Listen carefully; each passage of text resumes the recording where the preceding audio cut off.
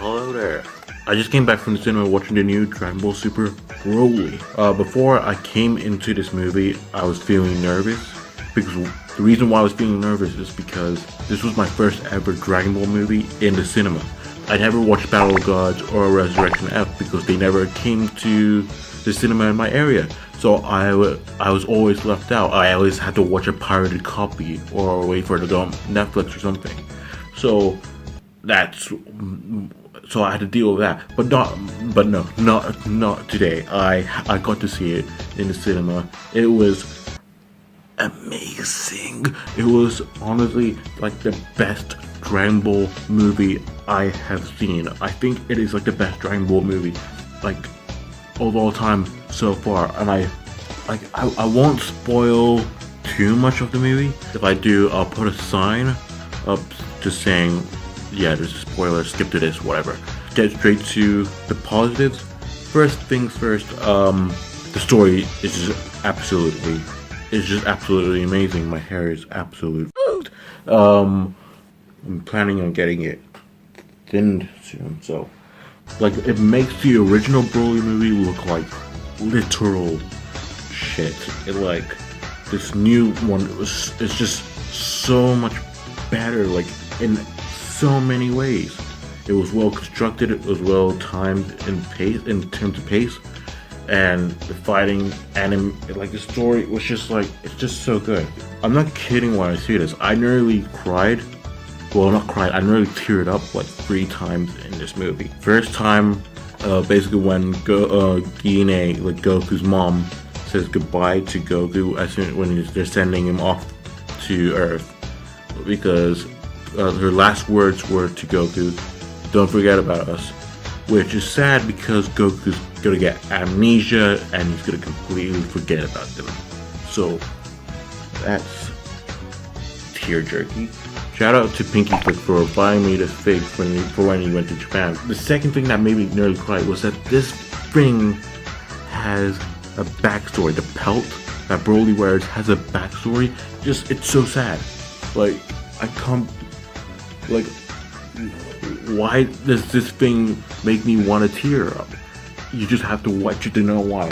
But the last thing was when Goku fought Broly. Yeah, like, it's because I'm watching a Dragon Ball movie in the cinemas, and it's the first time I experienced it. So when I'm seeing Goku just finally stepping up in the fight, and he's like to Broly, "Yo, let's fight," and then they fight. I'm like, bro, that's insane. It was also really humorous as well. For instance, when Goku and Vegeta were fusing together so they can turn into Gogeta, they had to teleport to the upper part of Earth to see Piccolo and teach Vegeta how to do the fusion dance. And Vegeta kept failing, and they kept on getting the worst outcomes. And meanwhile, while this was happening, Frieza was just getting his ass handed to him by Broly, and whenever we see Frieza get his ass handed to him in the series by someone else that is not Goku and Vegeta, it's like the best thing ever. And it's also just funny because just because Vegeta keeps on failing, and it's just the stupidest reasons, like his fingers didn't properly touch or his body's not in the right angle. Honestly, in terms of this new animation style, I thought it was really good. No real complaints. There were CGI parts which I didn't quite mind, but it's a bit noticeable. It was better than the CGI in Battle of Gods and Resurrection F. But like the CGI kind of reminded me of the intro from Dragon Ball Z Infinite World, the video game opening, and it also reminded me of those, like, when you watch a Watch Mojo top 10 anime battles and a Gundam is in the list, and then they showed a clip of Gundam. It looks like that, to be honest. Okay, I'm gonna get on to the negative parts. These are very nitpicky. Well, this one isn't very nitpicky for me, but it's like a personal thing I don't like about it.